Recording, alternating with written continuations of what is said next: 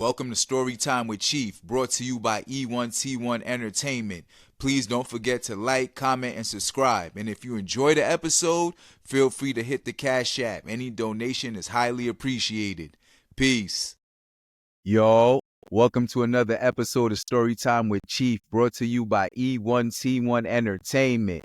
And on Storytime with Chief, I will not be talking current events. I will not be talking hip-hop. I will not be talking sports. I created this platform to tell a story with people that have been through the war, people that have been through trauma, people that went through the tough times that life bring and came out unscathed on the other side. And my guest today is my homie, my lifetime friend. Ladies and gentlemen, round of applause for Blue. Peace, King. Peace, King. How are you, my brother? I'm chilling. Same shit, different day. You know what I mean? Yes, sir. Thank you. Thank you for coming on the show. So to the problem. viewers, Blue has an incredible story to tell that I was privy to because, like I said, this is my lifelong friend. And I know a bulk of the story, but I don't know all of the story. And that's why he's here on Storytime with Chief today. So, Blue, we're going to start from the beginning, man. Where you from? Man, from Brooklyn, but I'm Haitian. You feel me? Let's go. Let's go. I'm Asian as well. All right, we're in Brooklyn. Yeah, it's Flatbush, boy. Flatbush Okay. all day, every day.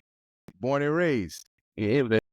Yes, sir. Yes, sir. How was your childhood? Like, are you an only child? Do you have siblings? How was it growing up in the home? I mean, I was only child, but I wasn't the only child. I was the last of seven. Well, last of seven with my mom's, Haitian men do. Yeah. So yeah, grew up in the States, Badoli, but I was the last of seven kids. It's pretty regular. Regular childhood growing up in Brooklyn. Okay. Do you have relationships with your siblings? Even though they're in another country? Nah, my sisters is here now. Okay. But you know how they go. I had brothers, but they unfortunately passed away. Okay, rest in peace. Rest you know in peace. Yes, sir. Yes, sir. So growing up in Brooklyn. Oh, am I lagging on your end? Because I look frozen. Oh, man. Trials and tribulations, ladies and gentlemen, from recording from home. So I'm going to turn my camera. Damn, now you're stuck in the Matrix, gang. Yeah. All right, I turn my camera off to just, so it doesn't distract the viewers because the audio is still good. So I'm going to turn the cam off. All right, is my camera off? No. All right, we won't access to your video. That's cool, but you can hear me, right? Yeah, I can hear you Device now. struggling to record. Stuck in the Matrix a while. All right, because yes, sir, viewers, I apologize. As you know, yes, this is live. This is recorded. Yeah, so that's why the Wi-Fi needs to be perfect. Sometimes I got to tell my fiance to like, yo, get off of the Wi-Fi or turn off the TV in the bedroom. But my viewers, as long as the audio is clear, for the time being, we're just gonna continue talking, and I'm gonna turn my camera back on in a minute. So, boom, you growing up in Brooklyn. Yeah, you growing up in Brooklyn. You and your moms. How was it in your neighborhood? Which is also my neighborhood, but how was it there? I mean, it's Flatbush in the 90s, man. Yeah, Flatbush in the 90s, early 2000s. It's self-explanatory. I mean, it's not the coziest neighborhood to grow up in, but I could say growing up back then, it was a sense of community compared to now. For at least you know your neighbors' names. The neighbors actually looked out for you. But nowadays, I could say it's like not too neighborly. You feel me? It just went from a neighborhood to a hood. So that's how it is now. But like back then, you could say like, yeah, like you know how it was. We was playing football on the block. We was outside doing regular kid shit. You know what I mean? Being kids on the streets, yelling out cars when we was playing football and shit like that. Just to watch out. You know what I mean? You know how that shit works. Facts. Yes, sir. Yes, sir. So then how was school? Because we went to different schools in like elementary and junior high. How was your junior high school? That shit was regular. That shit was only right around the hood. It was 181. Okay. That shit was it was regular. I mean, looking back, it could have been better. What you gonna do? You know what I mean? You're not in control of that situation at that age. When you say it could have been better, how so? It's just like now that you know what you know as an adult, and you see how certain adults move with you, like as a child, you're like, that's not really how you should move. Because you feel me? Like, I had a principal call the cops on me when I was like in 6th grade. And it's like, bro, you a whole black man calling the principal on a black kid to do what? Like, what lesson were you trying to teach Wait, the him? principal called the cops Yeah, on you? yeah, on some stupid shit. So I was like, why the fuck are you calling the cops? Like now that I'm older, it's like that shit wouldn't make no sense. Like, I'll crash out. Like, if that happened to my son. It's like, it Yeah. shit make no sense. Yeah, what were you doing that a principal felt the need to call the police? I don't remember the situation exactly, but Like, it you was it were in was it sixth was it was grade. more it was some more he say she say shit. So like somebody said I said something and they sent me to the principal's office and they tried to get me in trouble and I'm like I'm not getting in trouble for something I ain't do. So Yeah. he's like my refusal to take like a pre-suspension letter was warranted for him to call the cops, which make no sense to me at this day and age. Like Did the cops still come? yeah, they came. They was like, yo, if you don't take this letter, we gonna arrest you. And I'm like, what the fuck? So like just to avoid that, I just took the letter because told me, nigga, Damn. like I'm in the 6th grade, nigga. How That was type it of bringing person. that letter home to a Haitian parent at that? I mean, like that principal at that time was kind of notorious for like just being like a real dickhead. So it's not like I got in trouble because like they asked me what the situation was. I told them what the situation was at that time. Nothing to be scared of. Like, you feel me? Because I honestly don't even remember what happened, and I felt like I didn't really do nothing at that time. Like I ain't Yeah. assault nobody. It was over. Oh, he called me a name, and I'm like, I ain't even say shit to this chick. So it's like some stupid shit like that. Yeah, junior high school shit, right? You know Yeah, how it goes. So then after that, what high school do you go to? I went to Jeff. That shit was crazy. Okay. Yeah, baby Rikers. Baby Rikers? Oh yeah, those who know, like Jeff was crazy. Yeah. Thomas Jefferson, East New York. That shit was crazy. What was the craziest thing well, first of all, how was it? So you get there freshman year, and how was that? Shit was a shock, man, because I had to go to TSA.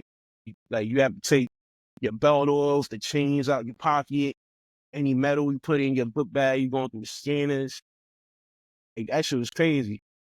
Damn, bro. So you're like culture shock. I have to go through this and in junior high school, but fuck it, I'm here now. Let's go. So boom. And you called it baby Rikers. Was it because of fights? Because fights happen in every high Nah, they school. had literal NYPD in the school.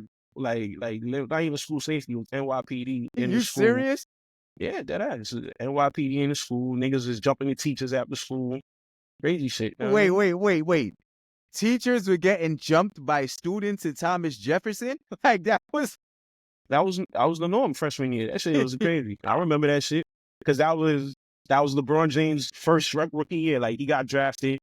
Everybody had the LeBron James jerseys. yeah. I remember that shit. Niggas was lining up. I seen after school. Like one day niggas had a math teacher. The next day niggas didn't have a math teacher. Niggas got jumped. So it's like shit got And crazy. the math teacher resigned, obviously. Yeah, nigga ain't coming back there. I wouldn't come back there. Niggas jumped me. Like I'm dying.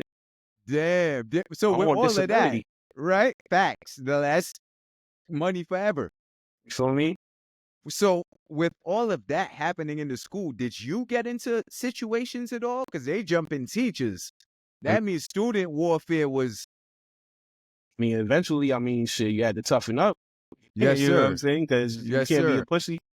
Once you get labeled a pussy, it's a wrap. It's a wrap. You know what I I'm mean, saying? So, damn, but you know what I'm saying? We grew up together. I don't remember you ever like coming to the block and saying, yo, let's go up to my school. But I did that several times where y'all came up to my school. So was it like you were just handling your stuff one-on-one, or was it like you never had a group of dudes trying to come for you? yeah, I ain't never really had a group of dudes. I ain't really had like that type of static or nothing like that. It was just like maybe like I had a one-on-one fight, took a L, Yeah, or I took a, know what I mean, gave a beat or whatever. It was nothing crazy. I But I respect that. remember, but like for you, niggas was banging. Niggas was doing dumb shit. Niggas is Yeah, wilding. You know yeah, what I mean? yeah, bro. By the grace of God, we still here to laugh about these stories now. Yeah, that's a So fact. boom, I went to your high school graduation. So I Yeah, know that you graduated high school, right?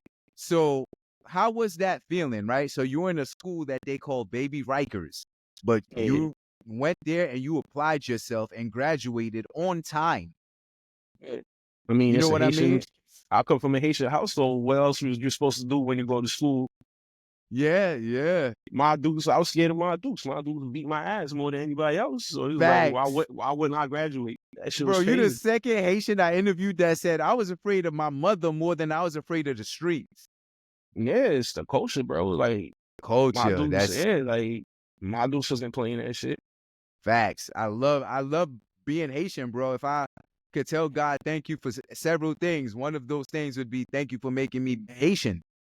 You know, that culture, that moral compass, that integrity that we have, that rich character, it comes Yeah, it's from our strong. parents. Yeah, For me, they yeah. get And it's passed come down. That's why you gotta keep the tradition going. It's like stay Haitian, you feel me? I take the good yes, and the sir. bad with that shit. So Take the good and the bad, but your culture. I remember you told me to lean on my culture during the pandemic too. We but ain't got yeah, to disclose on the why you told me, but you were like, bro, that was a lean on crazy your culture. situation. Nah, Lean on your shit, culture. nigga. Cause I ain't want to take that jab, nigga. You know how people don't Facts. fuck with that shit. Cause we have a Facts. history with you at the blunt, trying to put shit into our body. So it's like the way they was selling that shit was like, nah, I'd rather just, what I mean, lean on the culture, bro. They have mad teas. My mom's blended up mad remedies. I'd rather Yeah. lean on that than take that jab. That jab was crazy. Bro, you told me lean on my culture, man. You told me Yeah. time and time again, man. So I know that when you preach the Haiti word, you live it. You feel me? So after high school now, you go to college. What college did you go to? And what did you go to college for? It was Berkeley College. This was in the city. Okay. I went Berkeley. there for business administration. Mm-hmm.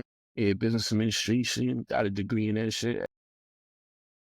Hindsight, I could have chose a different path. You probably think, but hey, it's education. You know what I mean? The Haitian Yes, culture sir. stresses that education shit. So it's like, fuck it, Yes, just go sir. get the The Haitian degree. culture. I love that you keep bringing up the You know Haitian what I mean? culture because when I speak to people about like my brotherhood Mhm. and I speak about you, I often tell them, and my fiance could attest to this, that you're one of the smartest people I know. And they'd be like, for real, he's so quiet. I remember one day when she met you, she was like, yo, Blue mad quiet.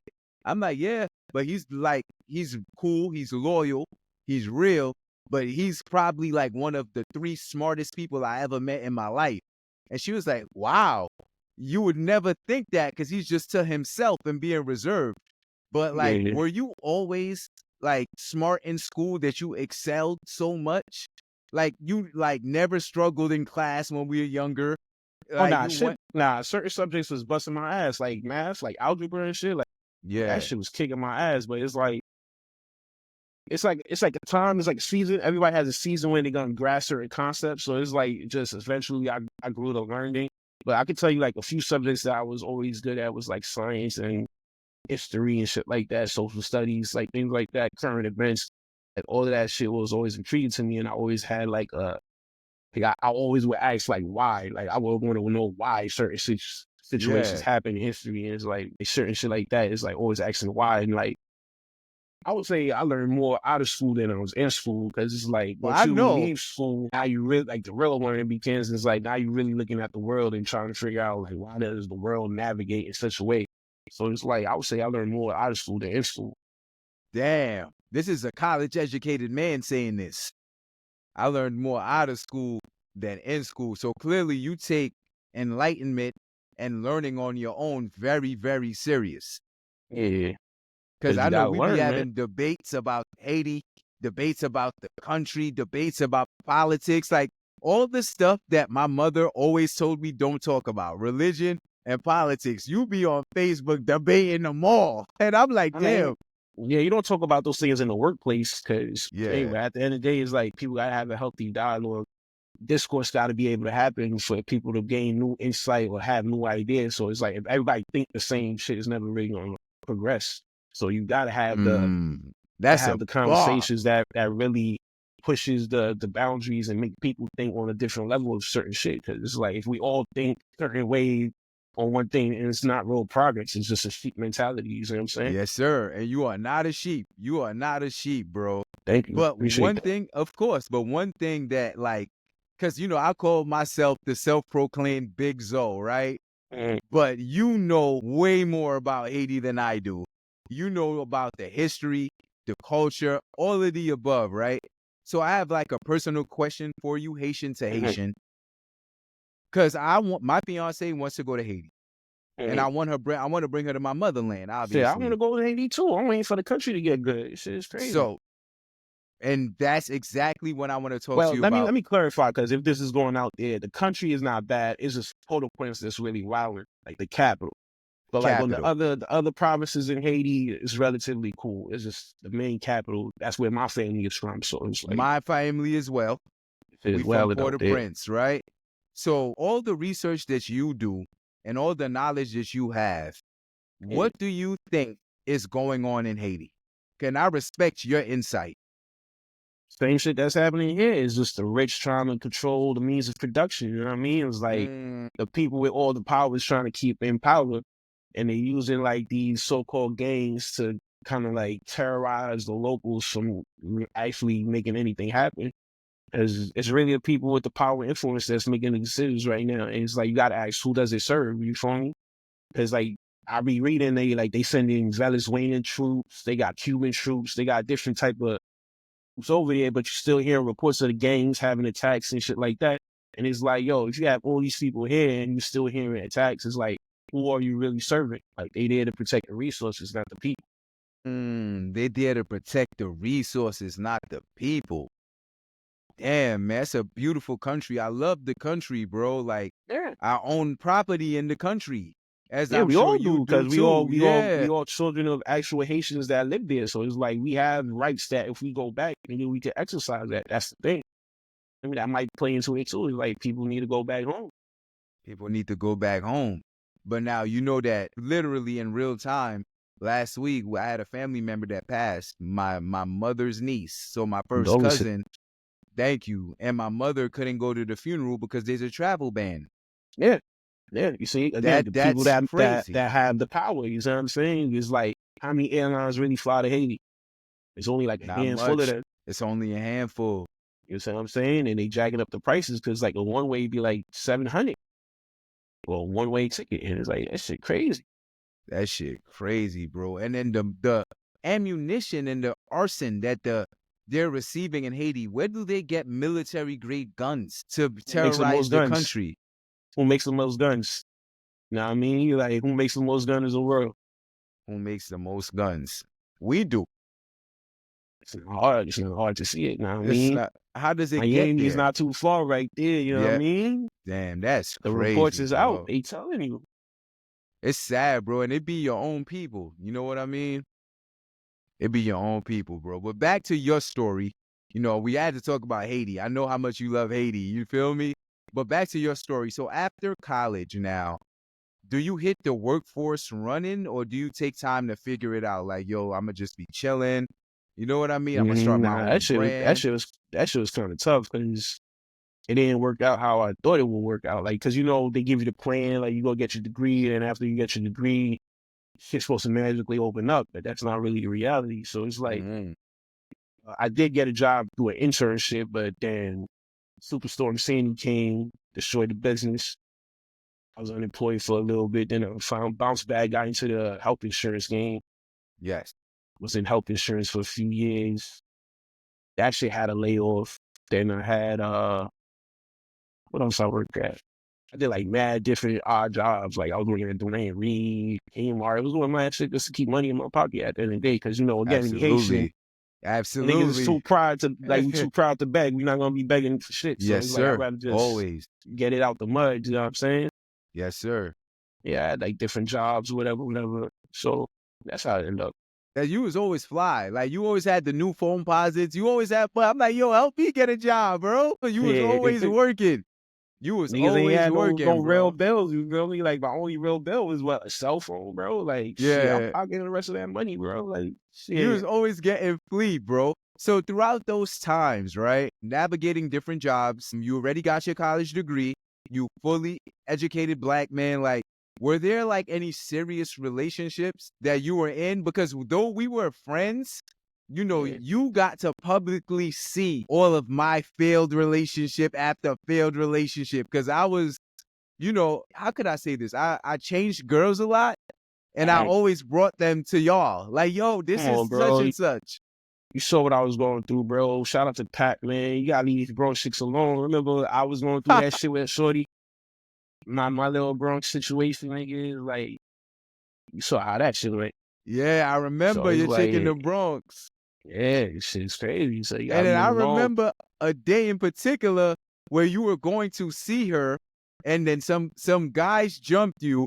We ran to the jumping, start jumping, and we get into a big brawl with them because Yeah, you're not yeah, jumping that on shit's mans. crazy. And then you still went. Yeah, that shit. Like, bro, you just got jumped. Your crew joined the jump. So we just had a brawl.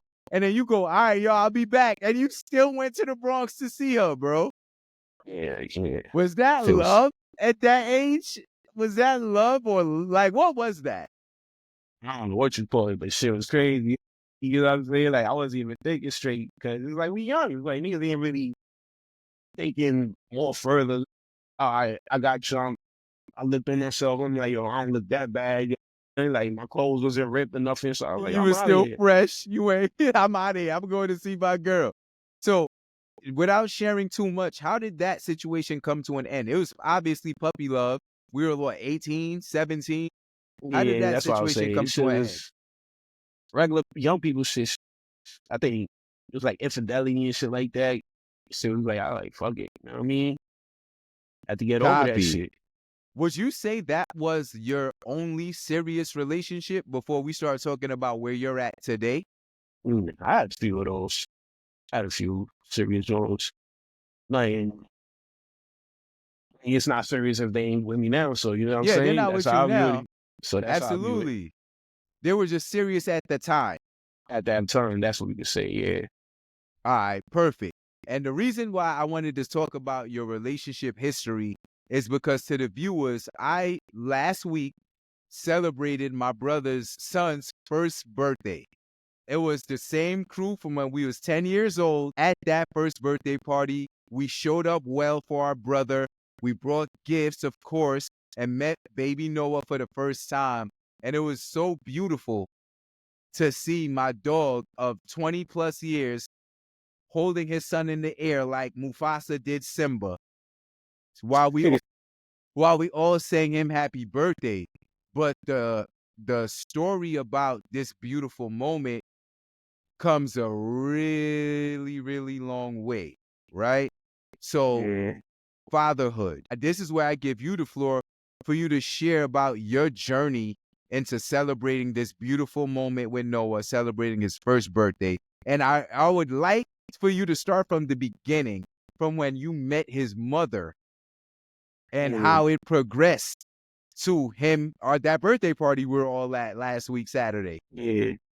So it was just like how we met.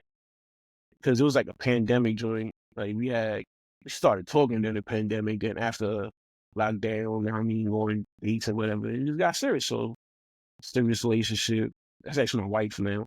Yes, So, congratulations. That's actually thank your you. wife now. Congratulations doing God's work. So, but Yeah. before we speak to her being your wife, so it started, you guys started courting each other in the pandemic. That couldn't have been easy because the world was on lockdown. So, how was courting your now wife during 2020? Yeah, I was outside. I ain't gonna lie to you. I was I was outside, outside. Yeah. shit, So, where'd you doing what guys you meet? can. You met outside? Was she outside too? Nah, we was Facebook friends for a minute, Okay. played in DMs, it just progressed from there. Then we started taking trips, because I remember we went to, what was it, Wow. DC, then where else we went? To the few trips. And it's just, I mean, we just got a little closer. Grew closer, right? So And was DC the first trip y'all went to? I think it was, And the reason I nah, it was ask is something, it was somewhere else we went. I don't remember exactly where it was. because the reason I ask, I like know it was going to DC though. DC during the pandemic That is was like like, after, because I remember like we was talking, but it's like after the lockdown restrictions and shit was getting lifted. So like 2021, I guess. It's okay, 2020 was like the peak of that shit. Then yes. it's like after 2020, like 2021, they started easing up on the restrictions and shit like that. And then it was like, fuck it, like, man, well, because shit was cheap. Like, fuck it, it was cheap to travel. Yeah, it was cheap to travel. All right. So throughout that time, you said you guys grew closer to one another, right? Would you say, well, obviously she's your wife now, but would you say like that was your first time really falling in love? No, I don't know, because it's different for guys. Like, I don't know how it is. Like, I don't know. I can't explain it. I could just tell you, like, I made that decision. Like, yeah, this is who I was gonna be with. This is my person. Yeah, And obviously she made that decision as well. facts. What separated her, without asking too much information, from every other woman you had in your life? Like, you gave this woman your last name. What made her worthy of that to you? I just saw, like, I could say that compared to the other women at that time, it pushed me to be more than what I was at my current state. She pushed you to be more. Yeah, That's a bar. feel me? Like help you get to the next level. Like, yeah, that's that. When I seen that, I was like, yeah, I need this. I need this person in my life. So I was like, yeah.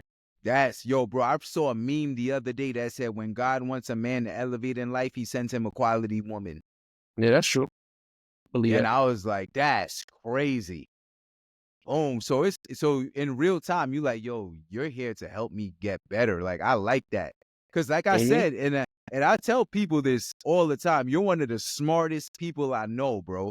And it's not that you weren't putting your smarts to use, because you obviously were, but you needed a sense of motivation. And in comes this woman Mhm.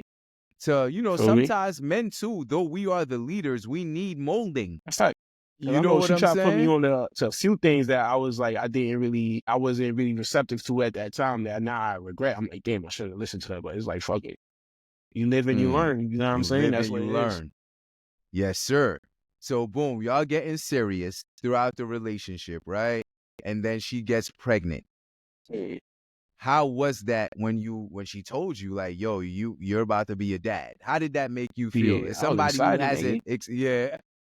yeah. Who was the first person you told? After my mom, Well, your mom. Your probably, mom was the first person. yeah, Yeah, that's perfect. All right, so you tell your mother. Who was the first person she told? I don't know. You know how Haitians get. They probably told the whole family. Yeah, your mother started making all the calls. You feel me? All right, boom. So she gets pregnant. Now it's, baby Noah's on the way, right? And, How was her pregnancy through your lens? it's a little tough dealing with that morning sickness. 'Cause that shit never really went away. It was, yeah, I would say it was pretty tough. It's like on her perspective. Because for me, like, I'm a man. I just gotta be there to provide, make sure you're comfortable, get what you need, your snacks, your water, like whatever. But like, probably for her dealing with that morning sickness, and shit probably tough. It's tough, right? Of course, it's natural. Women are God. They create life. So morning sickness, okay, cool. But obviously, you said your job, provide, protect. You did that. But somewhere in the group chat, like, you kind of, we're always active in the group chat, but around the time when the pregnancy was getting like towards the end, you were less active in the group chat dealing with a personal matter. And that personal matter was something that was happening within the pregnancy. Do you want to share what that personal matter was? Yeah. So it was around like after Christmas, New Year's. My wife had like she was getting like a little pain, whatever.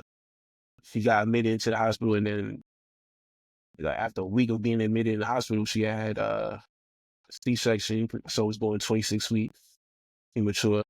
So that's what 26 I weeks was. premature? Yeah. As somebody who doesn't have a child but wants to embark, obviously, on that journey, you're one of my groomsmen in my upcoming wedding. So, what does being born 26 weeks early mean? So the regular gestational age is like I think 54. So that's like the full 9 months. So I would Okay. say my son came out around like the end of 5, close to 6 or something like that. Okay. And that was 5, just, 6 months. yeah, that was just a scary time because it's like you're not really in control of the situation. Yeah.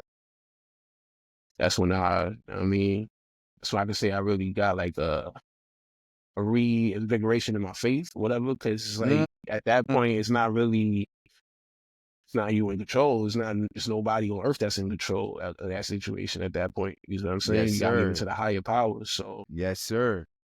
Was the there grace a of God. reason that he came out so early? Is it I don't know. The doctors want to say it's preeclampsia, but knowing from what we know, I don't know. Like they say, only what they told me, because it's just knowing how like things is structured, especially in the medical field for Black women in like childbirth. It's like I don't know, but it was a scary. I wouldn't say scary, but it was tumultuous, like very, very tense. I mean, Yes, sir. But you said something that just like hit me right here. You said your faith.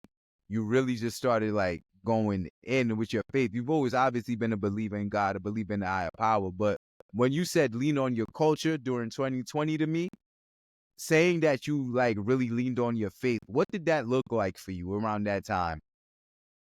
you had to have a conversation with the higher power. You have to have you pray, tell them, yo, whatever plan you got for me, just give me the strength to bear it. 'Cause, like my greatest fear at that situation was having to make a decision on whether on who I'm gonna keep alive. You know what I'm saying? That was my greatest fear at that point.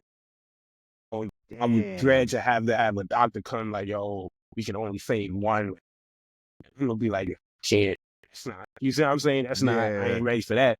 So it's Thank like, God you didn't have to make you that feel me, decision. But could it have gotten there? bro? It's like that's the norm. You know what I'm saying? You hear all the reports of Black women giving birth and like the complications that happen to that. 2024 is like they only told us about like the 4 women that died in Warhol from having C-sections. Like, you know what I mean? Yeah. Complications I from was born C-sections. in Woodhall. You see what I'm saying? Yeah. You know what I'm saying? So it's like that situation right there. Like, it's like you never like you hear about these studies and you think like all these racism things and something external until you become part of it. And now you become an activist. So it's like now you see like you hear the stories of like the Black women giving birth and how that gets crazy. You know what I'm saying? So it's Black like people now don't feel pain. All that dumb shit, medical rhetoric. racism that comes into play. You know what I'm saying? And it's even situations when I was at the hospital because I remember like right after they took my son out, like some doctor came and was talking about like your experimental formula, this, that, and third. I'm like, nah, bro, like, Experimental formula. yeah, like they want to try to give in premature babies a special type of formula, this, that, and the third. Like, yeah, like a legit doctor gonna come and talk to you, like, you know what I mean? So it's like the shit that people be trying to gas up as to, oh, nah, people always in a victimhood mindset. Like, nah, it's real shit out here. People It's really going through some real, shit. bro. So it's like, you know what I mean? It's like that shit needs to be examined. Like, really Facts. examined. So you get to see baby Noah. He comes out. And do they let you touch him, or is it no? He has to be put Yeah, to the. nah. So yeah, I was there in the room. So as soon as he came out, it was like, oh, as the father, you want to touch him so you can get like the sensation of being like touched by his like parents or whatever. They had him in the incubator. He spent like what 5 months. He was born January 4th. And leave the NICU until May 3rd. So he spent okay, and in Yeah, there crazy. he's just getting stronger. Yeah. So like I would have to show you like the pictures because like at first it's like he's small, probably like up to here compared to my hand, like a very small baby, whatever. Yes, But sir. like as time go by, like I'm seeing him getting through. Like my mom called him a survivor. Like he is a survivor. He's a strong A little boy. survivor. Like even in NICU, he had like a little surgery to repair like a horn, something like something that was by his heart that wasn't closed all the way. So yeah, like a surgery while he was in the NICU. Like yeah, just my strong little guy. That's your So it's strong like man.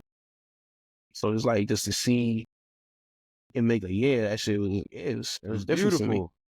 It Yeah. was beautiful, and I know you can't speak for your wife, but how did she deal with that? Like I know you were her backbone throughout it all, but how was it seeing Yeah, your wife deal with that? yeah, I think she was traumatized. That shit is a traumatic experience because it's like you go in for a regular checkup, end up like admitted for like a week in the hospital, and like that shit just moved very fast. It was like his original due date was like in April. Like he wasn't supposed to come out that early. You know what I'm saying? So it's Yeah. like you're not anticipating all of that shit happening so fast. So it's like I was a learning curve for me. It's like shit is unexpected. You gotta be able to move with it. You know what I'm saying?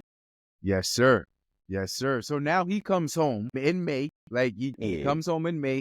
how is that for you now? Not only are you a father and a husband, but you're a father to a child. Thank God it didn't happen that you could have lost. Yeah. How is it parenting him at home? Yeah, all right. There's a learning curve. So I ain't never been a parent before, but shit, Yeah, I learn as I go. You see what I'm saying? yeah. So that was the best thing I could do, is just learn as I go, make sure I was consistent. That's it. Yes, sir. Is Is being there like consistent. special food or special time, or is it just like, yeah, he's home, like treat him the same? Yeah, that's what they're gonna advise you. Like, just treat him the same. You know what I mean? He's gonna get up to speed. He grows at his own, he'll do things at his own pace. Like, now you can't stop him from moving around. Like, he's an active Yeah, baby. he is, man. So, He's beautiful seeing him at that first birthday party, man. Dope, I mean, dope, man. So now, like, this is where we get a bit vulnerable. Like, how was it for you seeing him embraced by your family, your loved ones, everyone being able to be around him for the first time at his birthday party?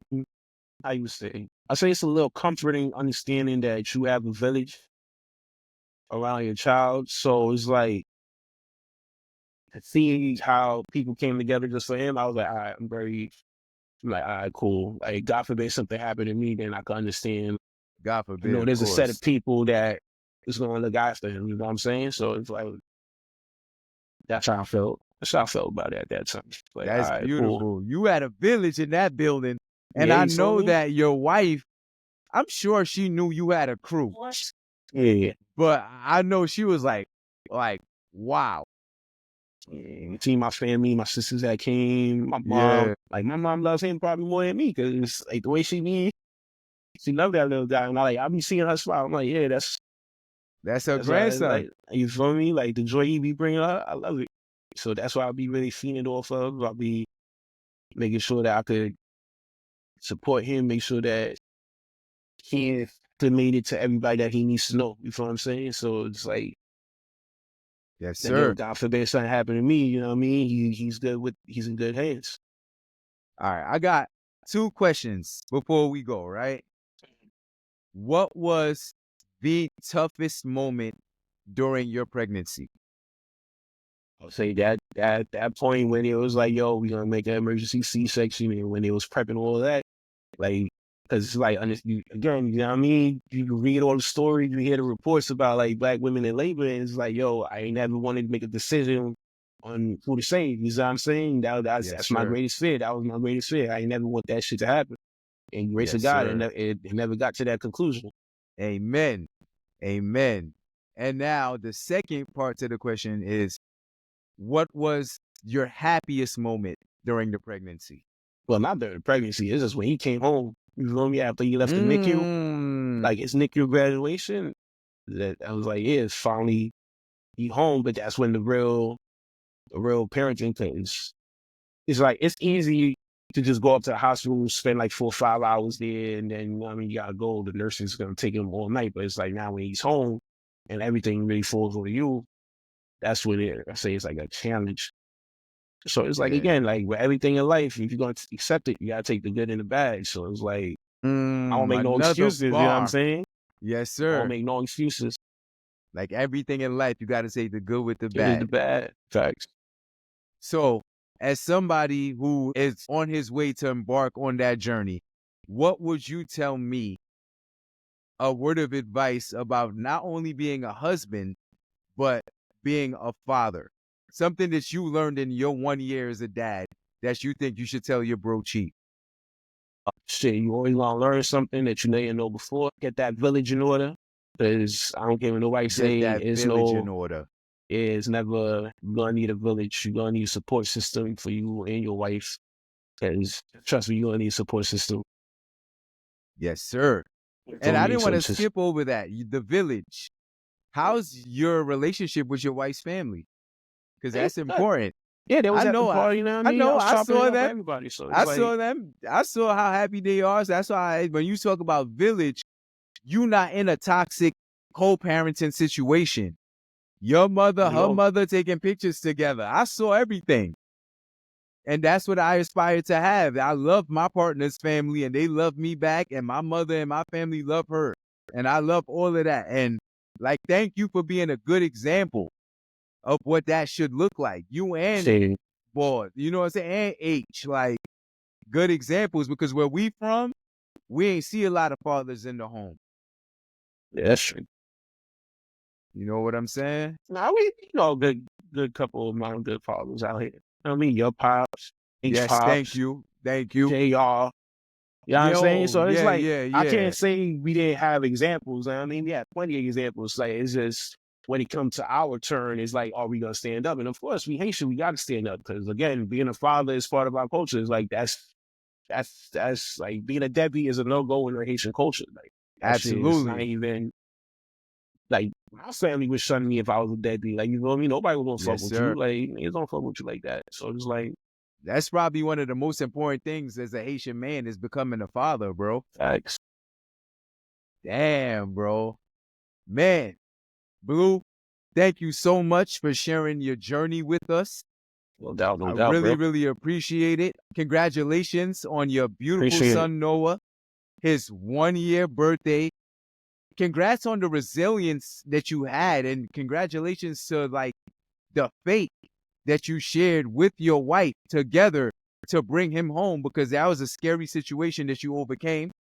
And thank you for sharing that story on Storytime with Chief. I appreciate it. Thank you for having Yes, me, man. sir. Absolutely. The next time we're going to talk music and all that other stuff. But you want to tell the people where to find you? I'm not even a public person like that, but if you want to follow me on the gram, yeah, what is it? Voodoo Blue? It's Voodoo Blue. _do_blue. Yes, They tag sir. me. Yes, sir. They don't follow me. Absolutely. I'm going to tag you in this one. This was a quick one, y'all. Shout out to my brother Blue. I wanted him to share his story about fatherhood and how it could be scary in the beginning to whatever reasons, but he stayed consistent in his faith in God and knew he would be triumphant on the other side. And that Facts. triumphant victory was Noah's 1-year birthday. For If me. you enjoyed the episode, please like, comment, and subscribe. If you really enjoyed the episode, feel free to hit the Cash App. Any donation is highly appreciated. Peace. My brother, I'm going to see you on the other side. I bet, no doubt, man. All right, brother. Peace.